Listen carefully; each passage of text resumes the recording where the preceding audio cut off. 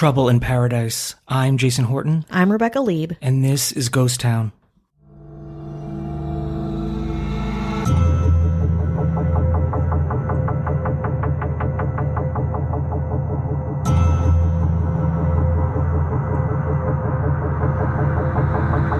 What do you know about the Galapagos Islands?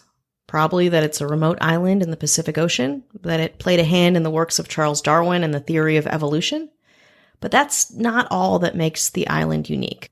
It's the backdrop for one of the most bizarre murder mysteries, which includes polyamory, fake teeth, giant tortoises, and murder.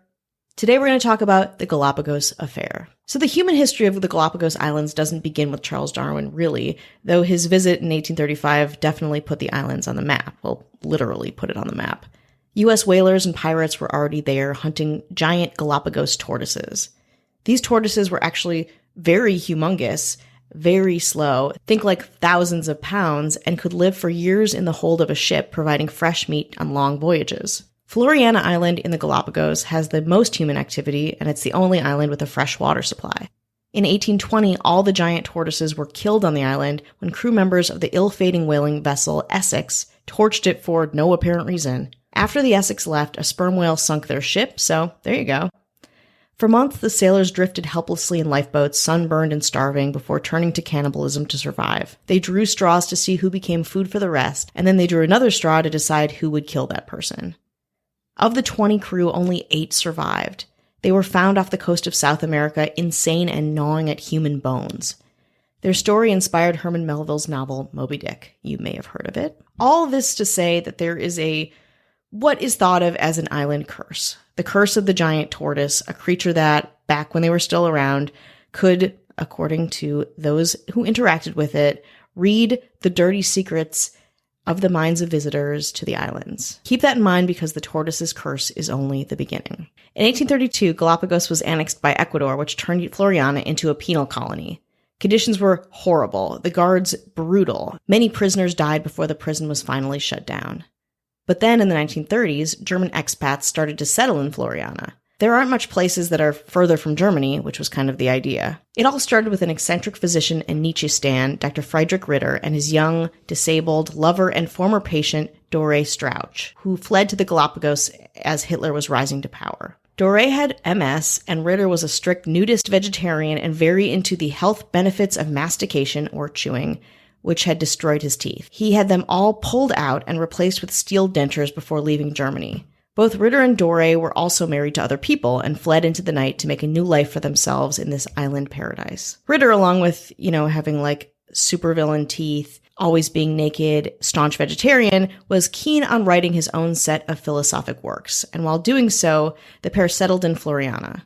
The volcanic island was a really hard place to settle, subject to droughts, and had horrific heat, but the pair managed to do kind of okay for themselves. They also started documenting their lives in letters, which they sent to their friends, or according to other sources, a newspaper in Berlin. The only post office on the island was a small wooden barrel made by some whalers.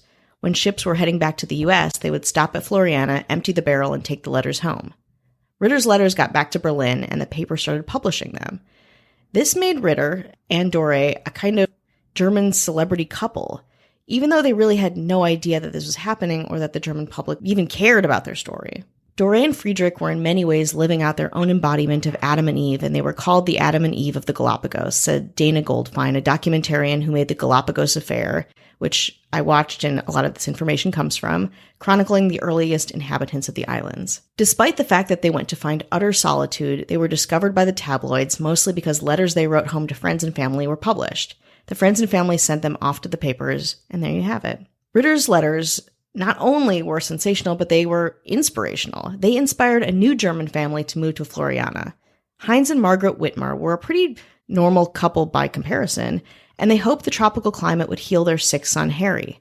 Unfortunately, Harry ended up drowning in the Galapagos not soon after they arrived. The two couples lived about an hour's walk from one another and kept their distance. They weren't like enemies or anything. It was a hard life, and they wanted separatism, and they kept themselves in their own spots, and that was fine. Well, maybe not exactly fine, as Ritter refused to provide Margaret medical care during her pregnancy. Only when she was about to die from complications did he help out in any way, but fine. Until the Austrian Baroness Eloise Wehrborn de Wagner Bosquet arrived to really stir some shit up. But first, let's take a break. It looks like summer might be almost normal. And with that, people will be getting out for long overdue vacations. For me, I'm looking forward to getting back into an actual movie theater, and as usual, playing Best Fiends like crazy. It's that little summer refreshment, and my perfect go-to when I need a break from researching true crime and the paranormal. Best Fiends is the perfect travel companion, or that much-needed break. You can take Best Fiends with you everywhere. Collect more of your favorite cute characters while you're waiting for that movie to start, or soak up a little more sun as you try to defeat just one more challenging level. I'm at level 650. And Best Fiends has over 5,000 levels, so the fun is endless. Every time you play, there's always something new to experience. Make the most of your summer downtime and spend some time with your favorite fiends. Download Best Fiends free on the Apple App Store and Google Play for free today. That's friends without the R, Best Fiends. Hi, hello, how are you? Hello. Are you well? Answer us. You look great. Oh, is that for me or for everyone? No, I meant also you. Also, you are included, Rebecca. Thank you very much. I'll take whatever compliment is slung at me impromptu style during the break. What is something I realized within the last week or two is that it is the 3-year anniversary of Ghost Town. Incredible. We ate some Dominoes to celebrate? Yeah, that's some cold Dominoes? Pretty typical. The thing of like, oh, should we do something about it? And some people might like that, or some people who do certain things are like, oh, it's our anniversary of this. We want to celebrate, and I think that's great, and I think that's super cool. I don't know. I think for us, we're just a little more low key, I guess, about it. I mean, I'm talking about it now, so obviously not that low key. I think I can only speak for myself, but just like we're still kind of mentally getting by, weathering everything that's happened to us. It feels kind of frivolous to celebrate. I mean, that being said, I did text Jason. I was like, what should we do? We ate cold Domino's pizza. But yeah, I mean, I still am very proud of us. Maybe we'll do something for 500 low key.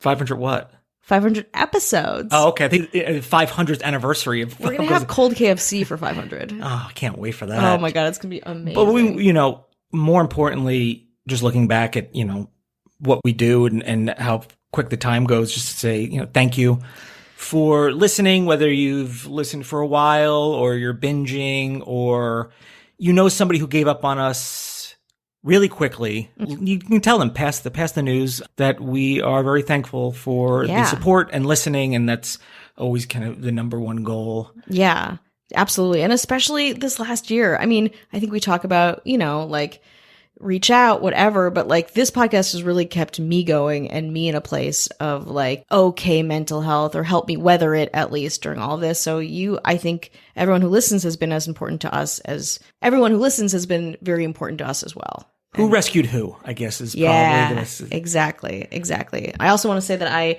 guested on Christopher Garcia's Dial a Crime this week, which is very fun. So I would check that out. It is out next week, and we talk about this very interesting scam. Love a scam. Yeah, it was a good time. Please go check out Dial a Crime. You may have heard them when we did a collaboration with some other podcasts. I forgot what that was called, but you did like 5 different stories, like haunted, crimey stories. It was fun. Very fun. You know what's not a scam? What? The government. Oh. Never, ever, ever. Not the Ghost Town government would never, ever scam. Never. We want to say hello to our mayors. Yes. Got a little Ben Forsyth. Hello. Little Joshua Lambert. Hi. A little Dara Rosenzweig. Hello. And a little Ashley Matson. Hi. And the governor. Not the governor. Yeah. The governor. Yeah. Just the governor.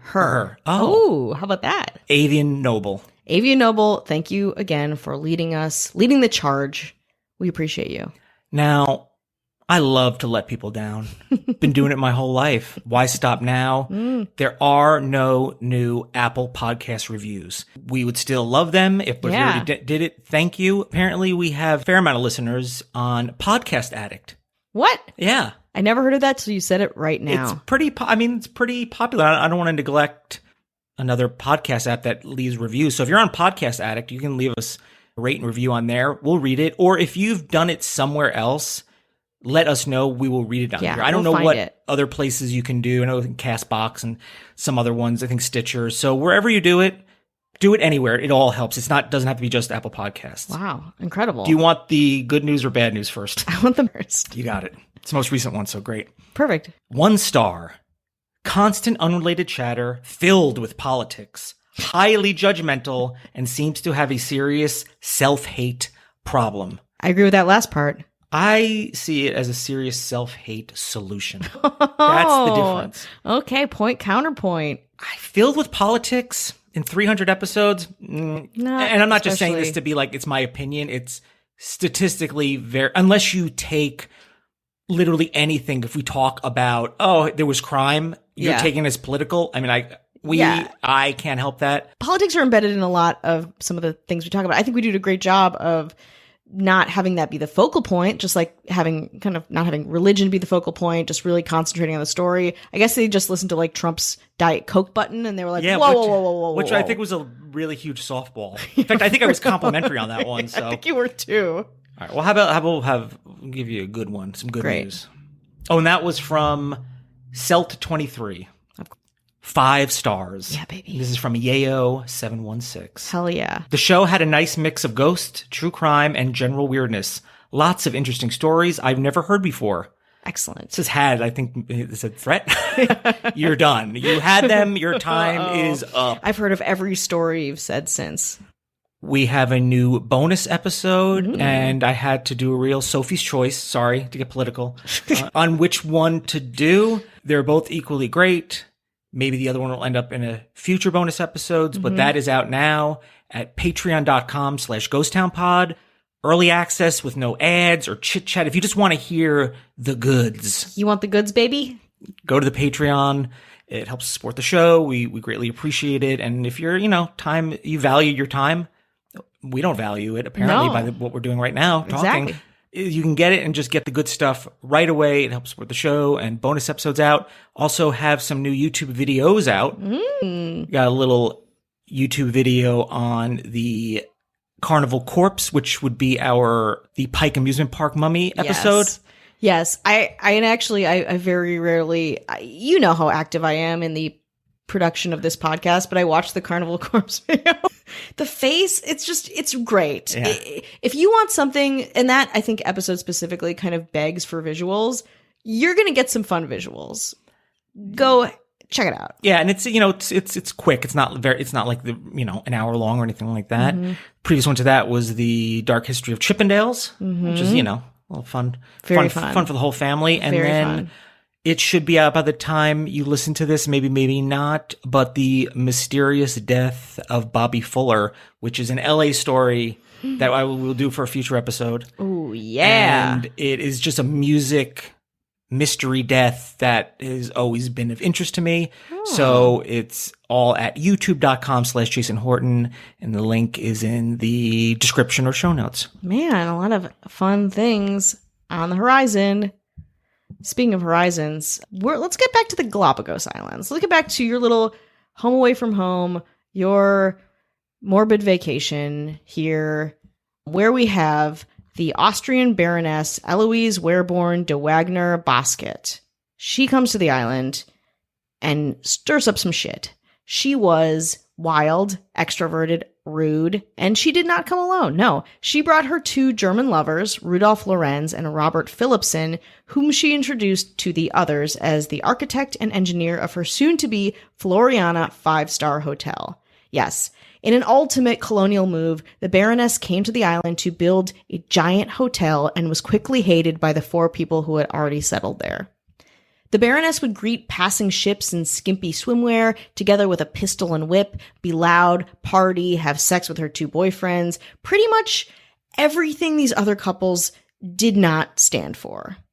So it was tense, but tensions rose even more when the German couple suspected that the Baroness was intercepting their letters back to Germany, the letters at this point that made them all kind of celebrities. Rumor has it that the Baroness would send her own letters or edit Ritter's letters to make her exploits the center of attention. Even worse, she openly declared herself as the Empress of Floriana Island. They did not like that. But also, not all was well with the Baroness's household. Lorenz was often mistreated by the Baroness and her other lover, Philipson, and would go hang out with the Whitmer family, kind of vent, and developed a relationship with them. Tensions kept rising. Then, on the 27th of March, 1934, the Baroness and her lover, Philipson, disappeared without a trace. This is where accounts from the other couples start to clash. According to Margaret Whitmer, the Baroness and Philipson had set sail on a passing ship towards Tahiti, and they had told them that they were leaving, they were going to start the hotel on a different island, created different plans for themselves.